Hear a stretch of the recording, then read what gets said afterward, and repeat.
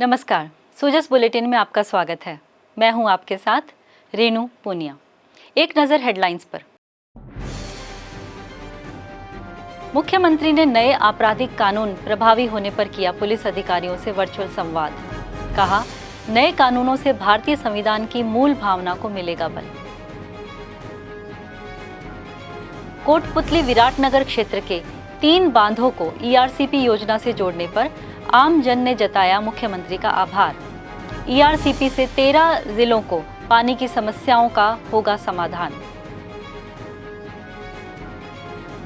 राष्ट्रीय चिकित्सक दिवस पर वृक्षारोपण अभियान का शुभारंभ। प्रदेश के चिकित्सा संस्थानों में लगाए जाएंगे 1 लाख पौधे।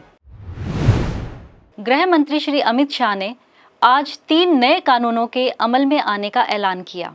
उन्होंने कहा, आज़ादी के 77 वर्षों बाद हमारी आपराधिक न्याय प्रणाली पूर्णतः स्वदेशी और अपनी संस्कृति के अनुरूप होगी। नजरिए के साथ ये तीनों कानून आज सुबह से ही मतलब कल मध्य रात्रि से काम करना शुरू किए हैं।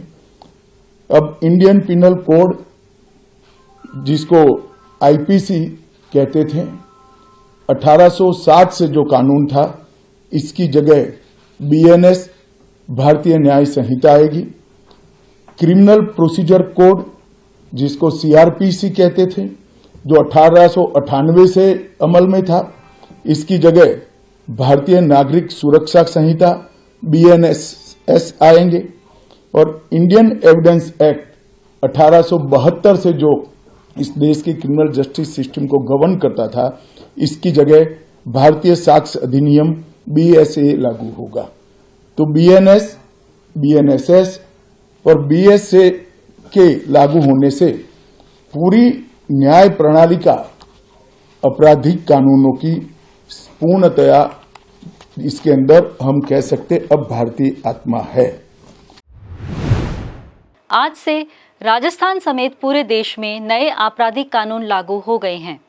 भारतीय दंड संहिता की जगह भारतीय न्याय संहिता, आपराधिक न्याय प्रक्रिया की जगह भारतीय नागरिक सुरक्षा संहिता और इंडियन एविडेंस एक्ट की जगह भारतीय साक्ष्य अधिनियम लागू हो गए हैं।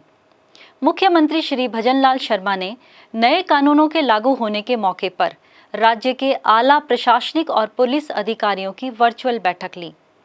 मुख्यमंत्री ने नए कानूनों के लागू होने का स्वागत करते हुए कहा कि ये उन कानूनों की जगह लाए गए हैं जिनका आज के परिदृश्य में ज़्यादा महत्व नहीं था। मुख्यमंत्री ने कहा कि पुराने कानून गुलामी की मानसिकता वाले कानून थे, जबकि नए कानूनों में भारतीयता की आत्मा को स्थापित किया गया है।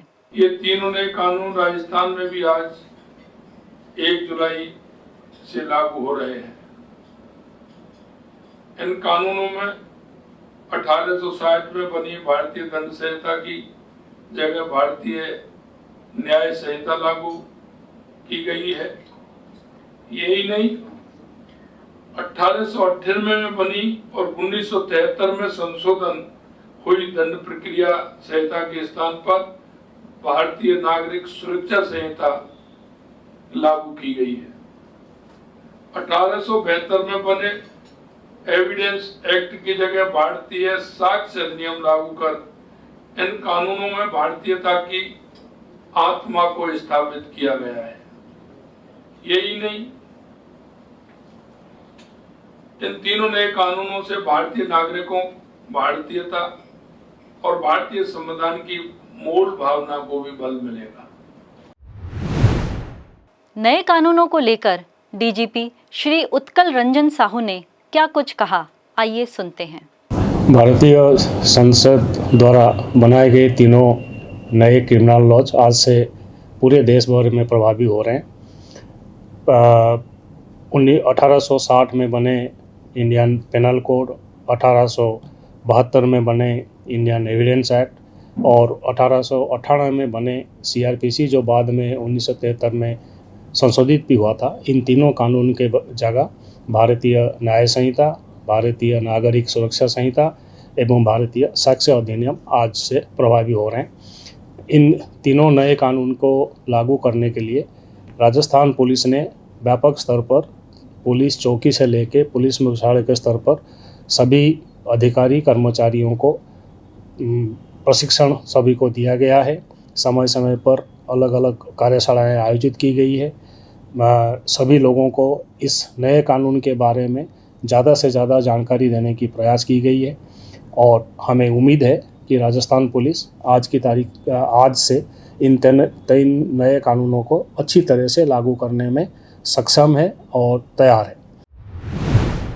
मुख्यमंत्री श्री भजनलाल शर्मा आज कोटपुतली विराटनगर क्षेत्र के दौरे पर रहे।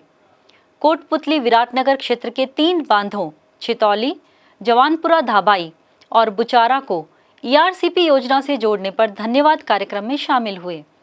ईआरसीपी योजना में विराटनगर को शामिल करने पर आम जन ने मुख्यमंत्री का आभार जताया। इस मौके पर मुख्यमंत्री ने कहा कि ईआरसीपी योजना से पूर्वी राजस्थान के 13 जिलों की प्यास बुझेगी और किसानों को सिंचाई के लिए पर्याप्त पानी मिलेगा। ईआरसीपी का जहां तक सवाल है, निश्चित रूप से आने वाले समय में हमारे जो 13 जिले हैं, बहरोड हो या बानसूर हो या अलवर हो, ये हमारे 13 जिले इसमें है। इसमें हम ज्यादा से ज्यादा जो हमारे तालाब हैं, हमारे बांध हैं, उनको भरने का काम करेंगे। हमने सबसे पहले सोचा कि किसान को पूरे राजस्थान के अंदर अगर हमारा किसान पानी के लिए आत्मनिर्भर होगा, हमारे किसान को पीने के लिए पानी मिलेगा, हमारे किसान को खेती के लिए पानी मिलेगा। किसान को अगर पानी उसके खेत में पहुंच जाता है तो मेरी धरती माता जरूर सोना उगलने का काम करती है। इससे पहले रविवार को मुख्यमंत्री श्री भजनलाल शर्मा ने भोपाल के कुशाभाऊ ठाकरे सभागार में पार्वती कालीसिंध चंबल अंतरराज्यीय नदी लिंक परियोजना के क्रियान्वयन के लिए संयुक्त पहल को संबोधित किया। इस अवसर पर उन्होंने कहा कि पार्वती कालीसिंध चंबल लिंक परियोजना से राजस्थान और मध्य प्रदेश के विकास के लिए स्वर्णिम युग का उदय होगा। राजस्थान के 21 जिलों के साथ ही मध्य प्रदेश के कई जिलों को भी पेयजल और सिंचाई के लिए पानी मिलेगा। यह परियोजना किसानों की समृद्धि और प्रदेश की उन्नति की दिशा में मील का पत्थर साबित होगी।